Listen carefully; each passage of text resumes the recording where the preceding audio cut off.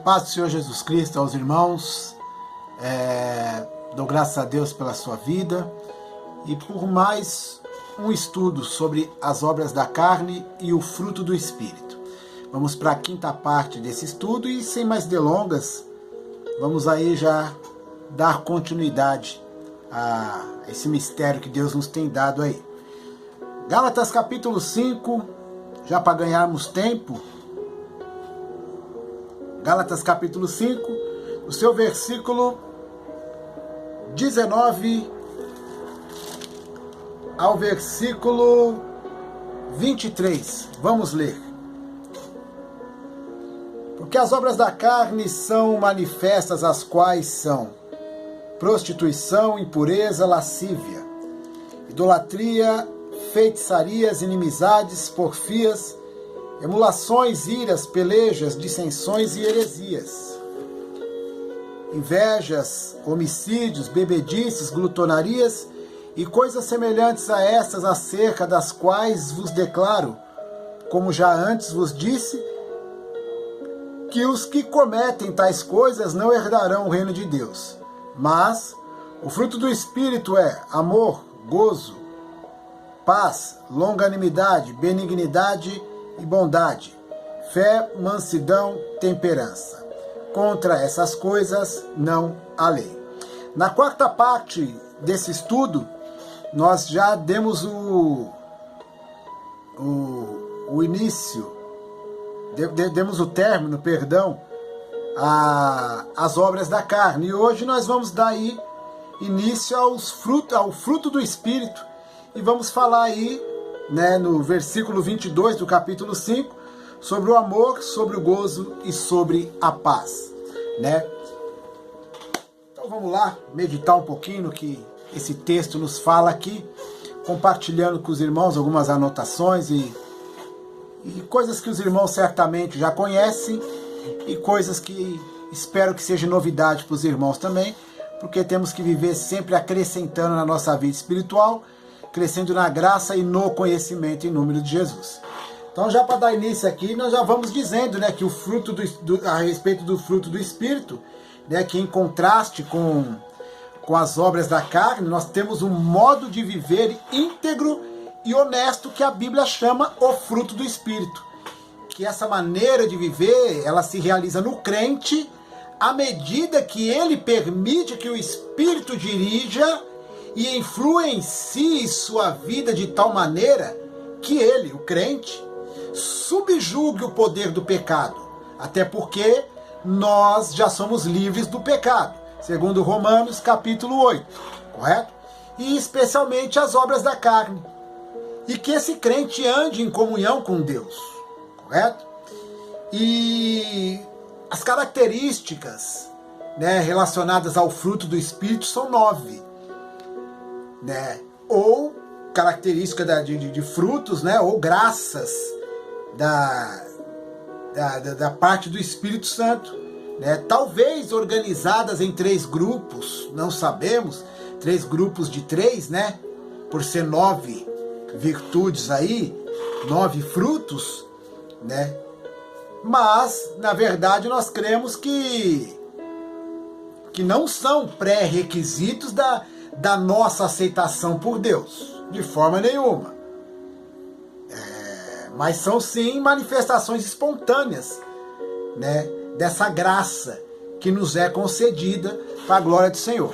O Evangelho de Mateus, capítulo 7, versículo 16 ao 20, diz assim, por seus frutos o conhecereis. Porventura colhem-se uvas dos espinheiros ou figos dos abrolhos? Assim, versículo 17, assim toda árvore boa produz bons frutos, e toda a árvore má produz maus frutos.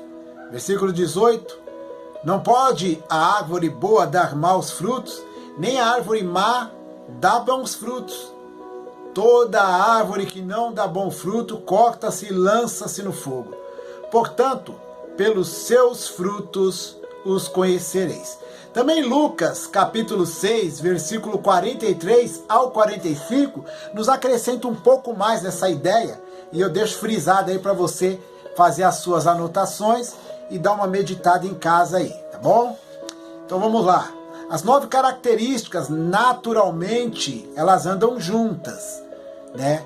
Não como os dons do Espírito Santo registrados lá no capítulo 12, né, de Romanos, do versículo 6 ao versículo 8, e nem como os dons citados lá em 1 Coríntios, capítulo 12, do versículo 8 ao versículo 11. Então, essas virtudes, essas características, né, elas andam juntas, assim como as características das obras da carne também andam todas juntas, entendeu? Mas aonde se encontra o amor, as outras virtudes aparecem logo em seguida. E ao amor, né, e logo em seguida, né, no caso do amor, é como se ele fosse a cola, uma cola que une todas todas essas virtudes em perfeita harmonia. Então a primícia de todas as características é o amor, a primícia de todas. As características, né, essas características, as virtudes, a primícia delas todas é o amor. Nós podemos aí dar um exemplo que a Bíblia nos diz aí, aqui no... Vamos lá. Colossenses, capítulo 3, versículo de número 14. Nos diz assim, ó: e sobre tudo isto, revesti-vos do amor, que é o vínculo da perfeição. As virtudes do Espírito Santo são virtudes da perfeição de Deus. E o amor é o vínculo da perfeição em Cristo Jesus. Se nós alcançarmos o ápice do amor em Cristo Jesus, a qual Deus até aguarda de nós, né, em questão de milagres, Jesus Cristo deixou bem claro que, se possível fosse, milagres até maiores do que o que ele fez, nós faríamos. E também diz mais sobre a estatura de Cristo, sobre a plenitude de Cristo. Então Deus, ele sempre aguarda de nós o melhor. Ele crê que nós podemos. Ele é aquele pai que bota a maior fé no filho.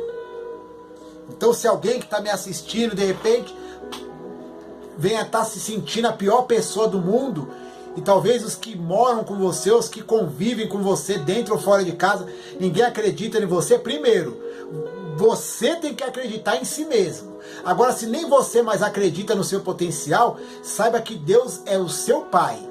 E sendo seu pai, ele é um pai que crê no potencial do filho.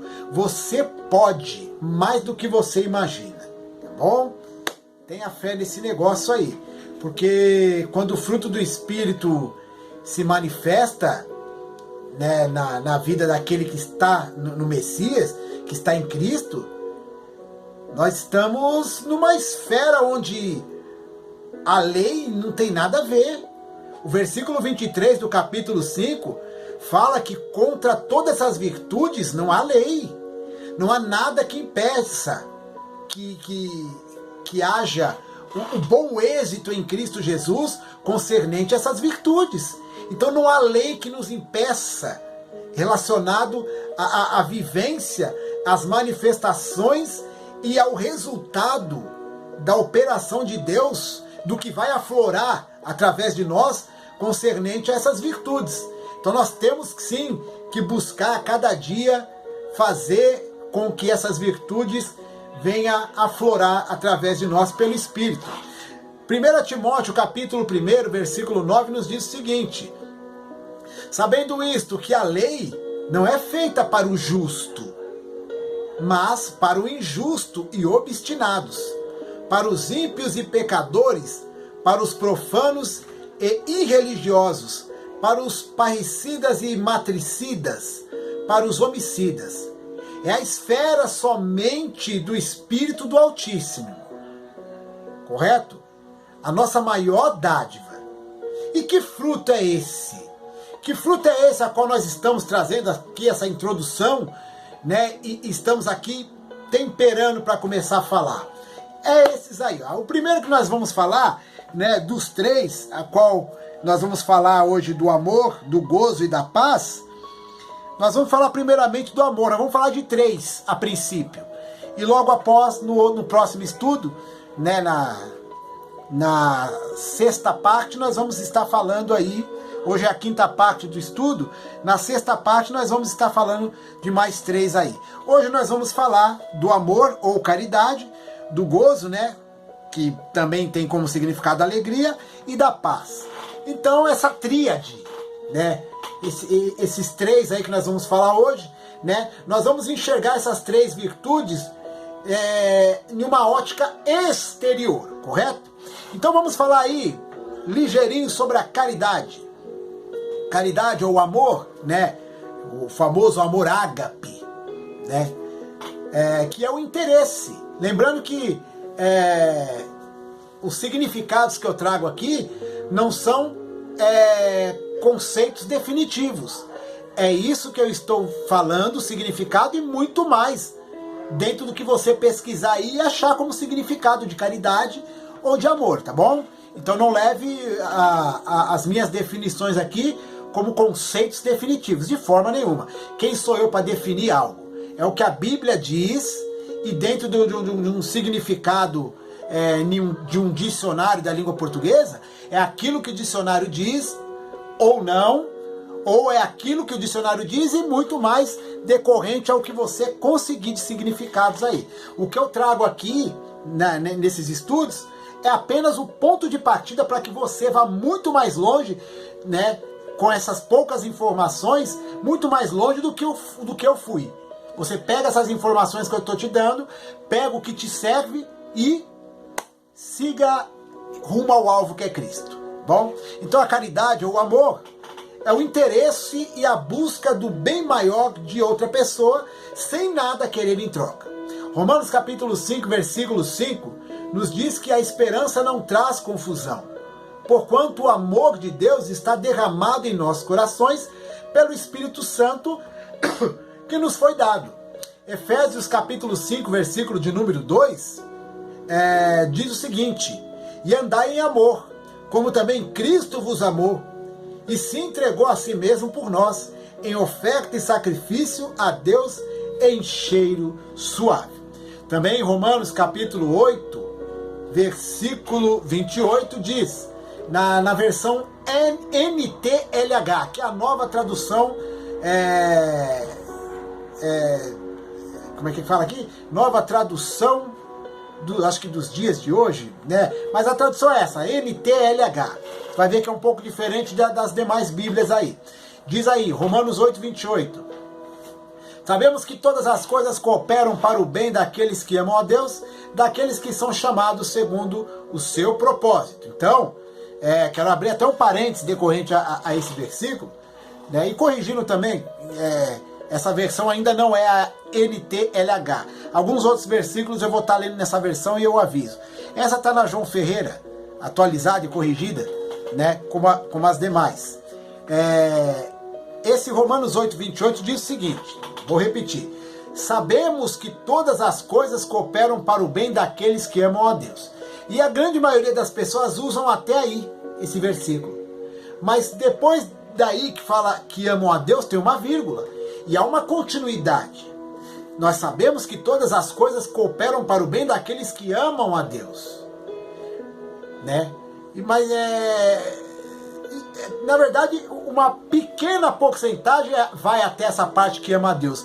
A grande porcentagem fala que sabemos que todas as coisas contribuem para o bem. Tá, para o bem? Para o bem de quem? Aí o versículo acrescenta, para o bem daqueles que amam a Deus. Então não é todas as coisas boas ou ruins da vida que contribuem para o nosso bem. Somente as coisas contribuem para o bem, tanto coisas boas como ruins, para aqueles que amam a Deus. E mais, vírgula, daqueles que são chamados segundo o propósito de Deus. Tem que ter chamada, é o que o versículo está dizendo. Você já se preocupou com a tua chamada? Você sabe o porquê e para que Jesus te chamou na terra? Está parado, estático na tua igreja ou na tua casa? Você não sabe o que fazer na obra de Deus? Ora ao Senhor e pergunta, Pai, qual o meu lugar no reino de Deus? Você precisa saber o teu lugar. Você precisa saber o que você tem que fazer no reino, para que você se movimente e Deus faça acontecer na tua vida o que Ele tanto quer fazer para a glória do Senhor, tá bom? Também em Romanos, capítulo de número 12, versículo 9 e 10, já agora na versão NTLH, diz o seguinte: que o amor de vocês não seja fingido. Odeiem o mal e sigam o que é bom.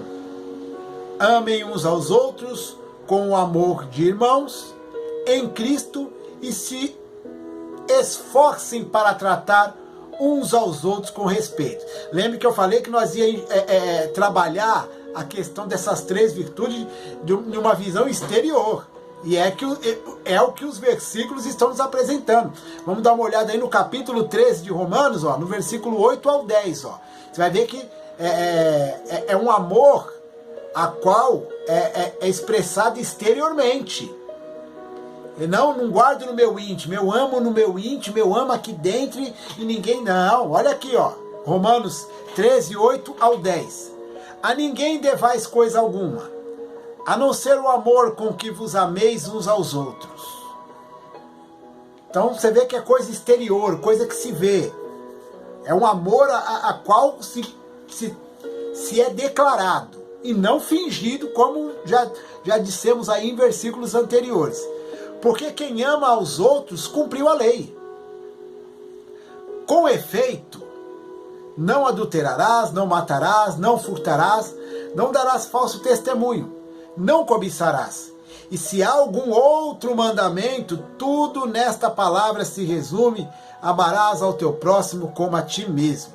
Vou frisar com mais ênfase essa questão do amar o próximo como a ti mesmo nos versículos que virão adiante, tá bom? Também no livro de Gálatas, capítulo 5, versículo 6, diz assim: porque em Jesus Cristo nem a circuncisão, nem a incircuncisão tem valor algum, mas sim a fé que opera pelo amor.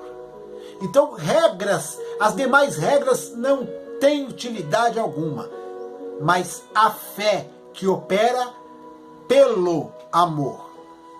Não por amor, mas pelo. Por que pelo? Porque o amor é um ser. O amor é uma pessoa. O texto fala que a fé ela tem que ser operada aí pelo amor. Aí, amarás ao teu próximo como a ti mesmo, mas diz aí que tudo o que vocês fizerem seja feito com amor. Então o sentimento tem que ser com amor. Mas o versículo 6 do capítulo 5 de Gálatas fala que porque em Jesus Cristo nem a circuncisão nem a incircuncisão tem valor algum. Toda e qualquer regra que se manifestar não tem valor algum, mas sim a fé que opera pelo amor, que opera por Deus, porque Deus é amor. Como diz no capítulo 13 lá de 1 Coríntios, né, que o amor tudo suporta, o amor.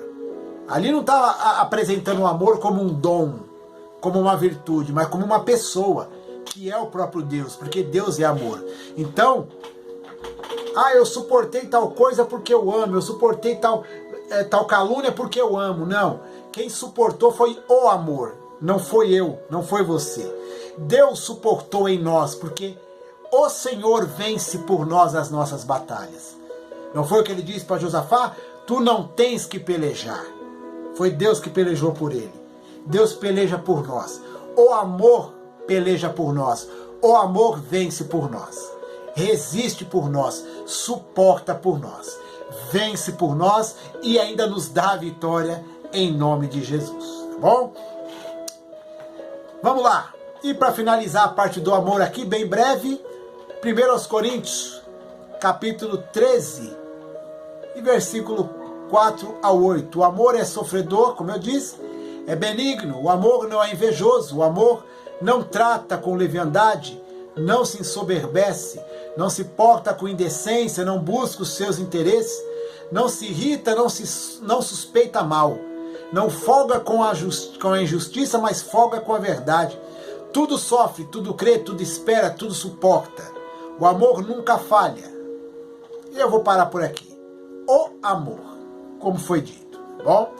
Então, brevemente aqui, demos aí uma explanação sobre a questão do amor. Qualquer coisa você reveja o vídeo lá na página do Missão Coará do YouTube.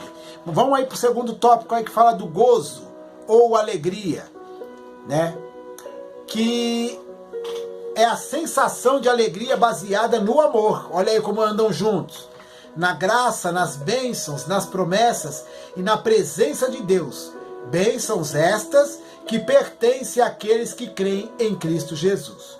Neemias 8:10 diz assim: disse-lhe mais, ide, comei as gorduras e bebei as doçuras, e enviai porções aos que não têm nada preparado para si, porque este dia é consagrado ao nosso Senhor. Portanto, não vos entristeçais, porque a alegria do Senhor é a vossa força. O bacana é que está falando de alegria aqui, mas tem uma fusão de amor com alegria aí nesse versículo, para provar o que dissemos na introdução, que todas essas virtudes caminham juntas. O começo do versículo diz assim, ó, ide comer as gorduras e beber as doçuras e enviai porções aos que não têm nada. Dividir com quem não tem, isso é um ato de amor. Então nós estamos falando agora da virtude gozo, que é a satisfação, alegria, mas também vem unida com a virtude anterior que nós lemos, que é o amor, tá bom? Também diz aí em Hebreus capítulo 12 e versículo 2, olhando para Jesus, autor e consumador da fé, o qual pelo gozo, né, pela satisfação, pela alegria que lhe estava proposta. Qual é a alegria que estava proposta para Cristo? A alegria de morrer na cruz por mim e por você. É o texto que mostra, ó. Suportou a cruz, olha aí, desprezando a afronta, e assentou-se à destra do trono de Deus. Em tese, ou em resumo, nós temos que aceitar as tribulações e as aflições com alegria. Porque se Cristo venceu, isso ele mesmo diz, nós também podemos vencer em nome de Jesus. Bom, isso é o que o texto nos ensina, não? É o que o texto nos ensina aí. Romanos também, ó, Romanos capítulo 5, fala um pouco mais aí da alegria, do gozo, da satisfação.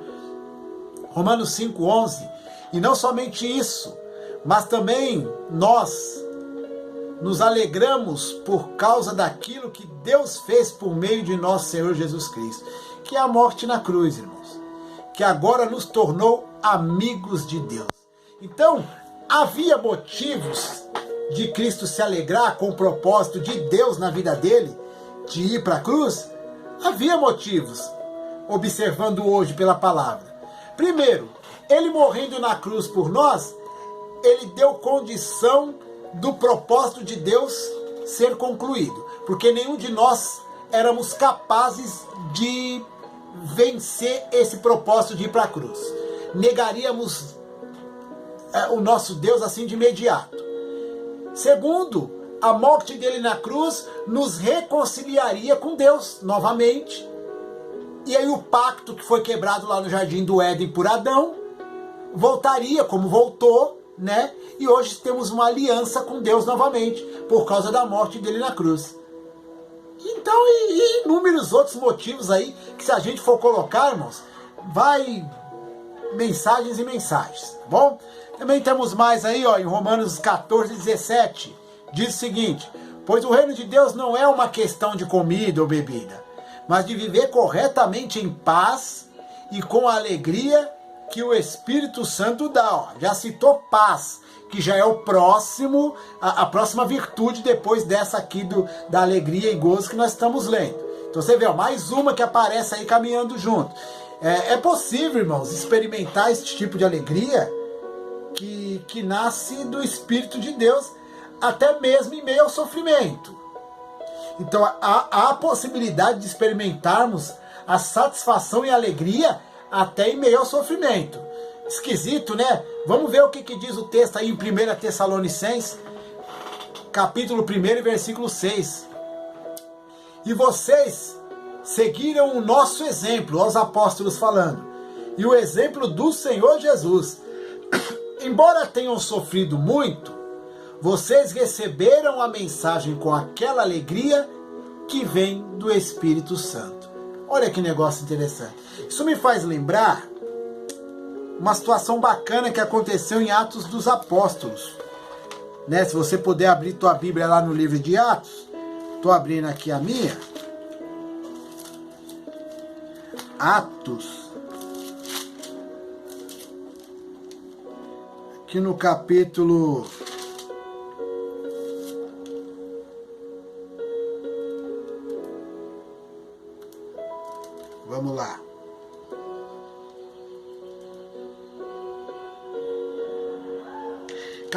4 de Atos, olha que bacana. Ocorreu uma situação ali, ó. Pedro e João, eles foram levados perante o Sinédrio para serem julgados, porque o capítulo 3 também de Atos nos apresenta que eles curaram o coxo. Então o pau comeu para eles em relação a isso.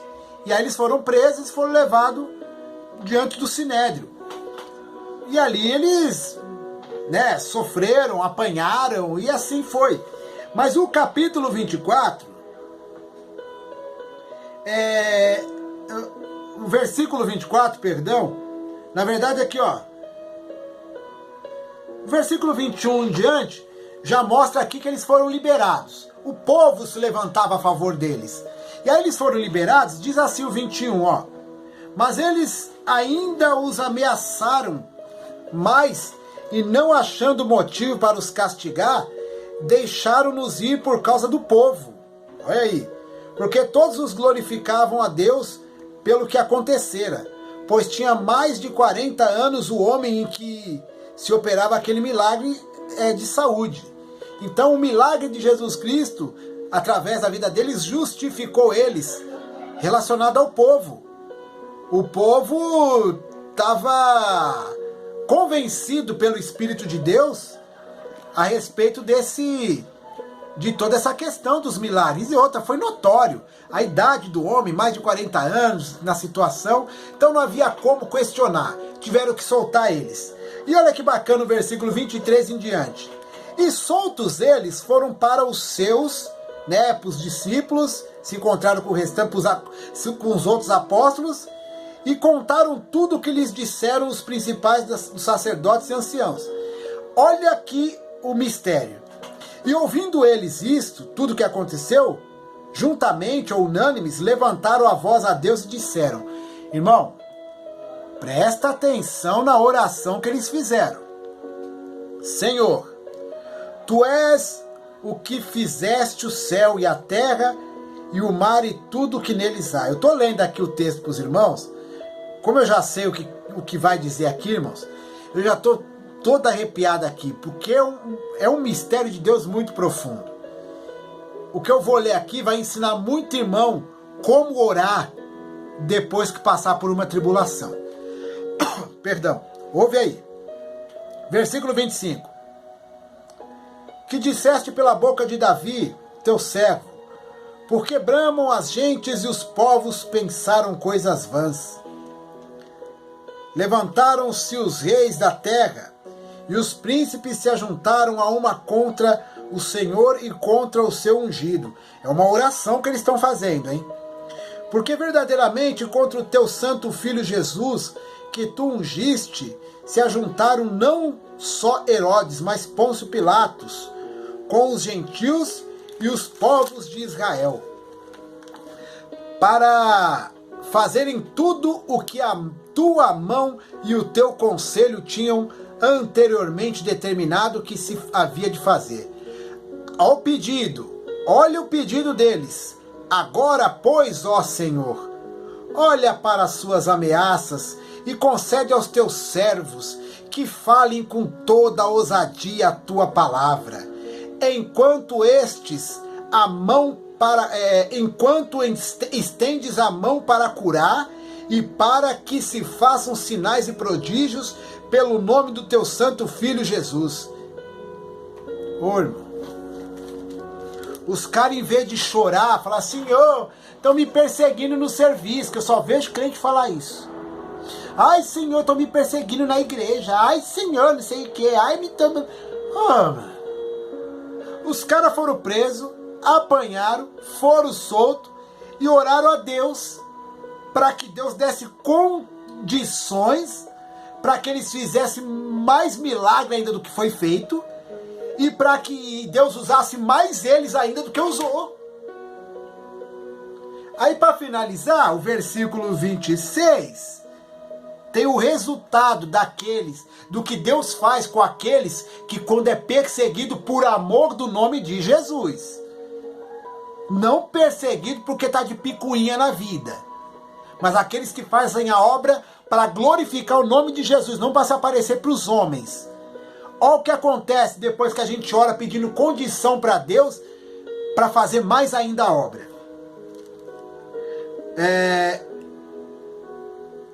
Cadê? E os que são de Cristo crucificaram a carne, tá aqui. E tendo eles orado, moveu-se o lugar em que estavam reunidos, e todos foram cheios do Espírito Santo e anunciavam com ousadia a palavra de Deus. E aí, crente? E aí? Olha o que nós lemos antes. E vocês seguiram o nosso exemplo e o exemplo do Senhor Jesus. Embora tenham sofrido muito, vocês receberam a mensagem com alegria que vem do Espírito Santo. Eles sofreram, mas receberam a mensagem de Deus com alegria. Eles apanharam, foram perseguidos,